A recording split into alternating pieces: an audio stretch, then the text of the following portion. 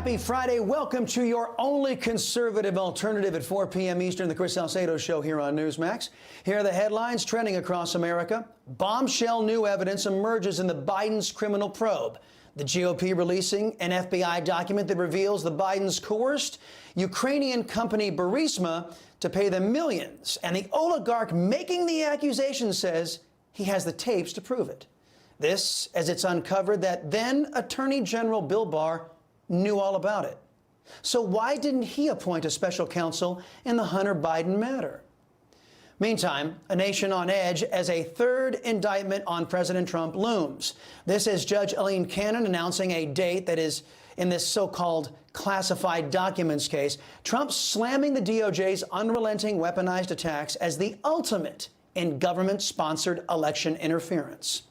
Texas Attorney General Ken Paxton joining me to weigh in on our decaying democracy under Joe Biden, and Trish Regan, along with former member of the House Intel Committee, Devin Nunes, standing by to react to the walls closing in on the Bidens and the Democrats, despite the best efforts of permanent Washington. But first, we learned a valuable lesson yesterday about the true nature of the Democrat Party, a party that is now run by Marxists. To all of you Democrat voters who think that totalitarianism is cool just so long as your party is in charge, the hearing that featured RFK Jr. confirmed for everyone silly enough to vote Democrat that sooner or later, they're coming for you, too, if you get in their way of absolute power and control. Democrats, prove your liberty-loving Latino right. Again, that's my focus in today's preamble. RFK Jr. is running against Joe Biden for the Democrat nomination for president. Joe Biden has been a useful puppet for Marxists who, under the cloak of anonymity, have embarked on a campaign to steal your rights guaranteed you under the Constitution. It's power that left-wing extremists in the party don't want to give up for several reasons. One of those reasons is to keep themselves out of jail. I'll have more on that in a minute. But the Marxists who run the Democrat Party wouldn't have the power they wield under Joe Biden with RFK Jr. in charge. Why? Because by all accounts, RFK is of his own mind, unlike Joe Biden. He's a traditional Democrat who still believes in America, still wants to be American, and still reveres the Constitution that places limits on government. If you are one of these few remaining Democrats, elected leftists hate you as much as they hate RFK Jr. Here is Stacey Plaskett declaring her disdain for Americans' right of free speech, a right that is not supposed to be abridged by government. This is not the kind of free speech that I know of, the free speech that is protected by the Constitution's First Amendment. But free speech is not an absolute. The Supreme Court has stated that. And others' free speech that is allowed, hateful, abusive rhetoric, does not need to be promoted in the halls of the people's house. You may not be surprised to know that the Supreme Court has not ruled that the First Amendment isn't absolute. In fact, the High Court has ruled that even lying is permissible under the First Amendment. In fact, members of Congress like Adam Schiff, they do it all the time. In a landmark case, United States v. Alvarez, in 2012, the Supreme Court of the United States ruled that the Stolen Valor Act of 2005 was unconstitutional because it denied free speech. Real Americans, which apparently excludes most elected Democrats these days, most Americans know that the remedy to lies or speech we disagree with is more free speech. Not only shouldn't the government not be empowered to determine which speech is permissible and which isn't, as Stacey Plaskett showed us all, the government is grotesquely unqualified to make those determinations. But she's not the only Democrat opposed to free speech in America. Why would you give Robert F. Kennedy Jr. a congressional platform to spew his hatred? Here's the answer. Robert F. Kennedy Jr. is a living, breathing, false flag operation. Ooh, there's the minority leader telling all of you Democrats what kind of treatment you can expect if you step out of line with your elected Democrats.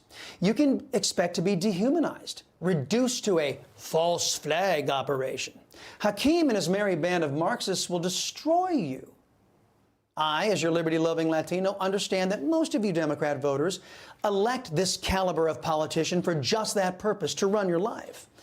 But RFK represents a significant number of Democrats who still wish to be Americans and actually believe they should tell their politicians what to do, not the other way around. That's also why the current Democrat brain trust hates RFK Jr. This is an attempt to censor a censorship hearing. The charges in this, and by the way, censorship is antithetical to our party. It was appalling to my father, to my uncle, to FDR, to Harry Truman, to Thomas Jefferson, as the chairman referred to. It is the basis for democracy. It sets us apart from all of the previous forms of government. We need to be able to talk, and the First Amendment was not written for easy speech. It was written for the speech that nobody likes you for. That's right. The founders of this country, who believed in individual freedom, knew and understood that popular speech needs no protection. That's why they made sure all speech was protected. It's what used to make America special among the nations of the earth. Question: how many of you Democrats out there identify with Jefferson, FDR, and Kennedy? And how many of you identify with the exact opposite, dictatorial worldview of Plaskett and Jeffries, AOC and Omar, Connolly and Pelosi? That's what today's Democrat government stands for. A new word called malinformation to censor people like me. There was no misinformation on my Instagram account. Everything I put on that account was cited and sourced to peer-reviewed publications or government databases. Nobody has ever pointed to a single piece of misinformation that I publish. I was removed for something they called malinformation. Malinformation is information that is true, but is inconvenient to the government. That's so great. That's what today's Democrat government stands for. If the truth gets in the way of their power and agenda, give it a stupid name, demonize it, call it a QAnon conspiracy, and then use taxpayer dollars to censor it. Or they just pretend it doesn't exist at all, just like those inside the DOJ who appear to be running interference for those deviants who want to sexually abuse children. The Democrats who run the disgraced Justice Department have quietly pared the amount of information available on its anti-child sex trafficking page, causing outrage among survivors and those who actually defend children against abuse. But this Democrat attack extends far past pro-criminal efforts. It extends into your medical choices. It extends to your rights to equal application of law. It extends to forcing you to fund your own loss of freedom. Also, that the chairman pointed to Dennis Kucinich, who's fighting behind me. There is no two people in the country who feel more differently about American politics than these two people, and yet they were friends. We have to stop trying to destroy each other, to marginalize, to vilify, to gaslight each other.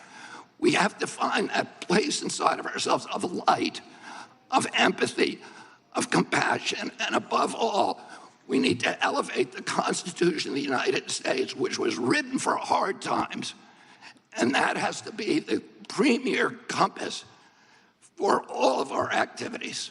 Thank you very much. Thank you. Yeah, and then the applause broke out in the hearing room there. And that brings me back to my engagement with that Democrat on Twitter. We talked, we debated, we disagreed, and that used to be okay, but not with today's Democrats. If you don't agree with the left-wing extremists of today's Democrat Party, they will demonize you, steal your rights, steal your freedom, and attempt to ruin and cancel you.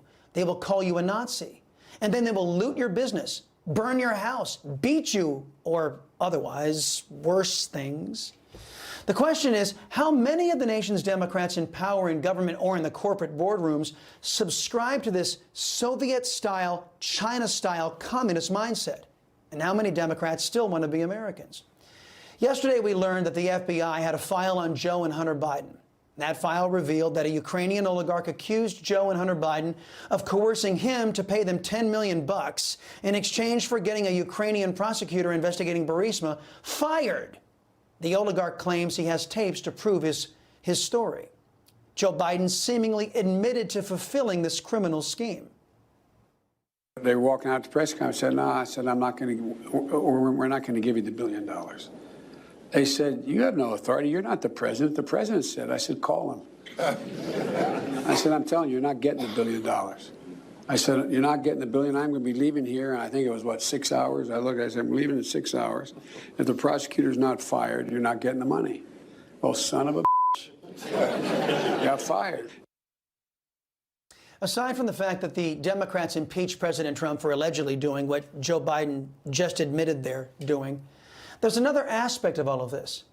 Christopher Wray's FBI and Merrick Garland's DOJ did not voluntarily turn over this document. It was a leak.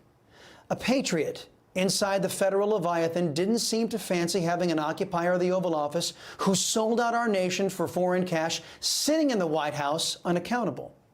He or she didn't support having corrupt leadership running once trusted agencies in our government, pushing a protection racket for the current occupier of the Oval Office.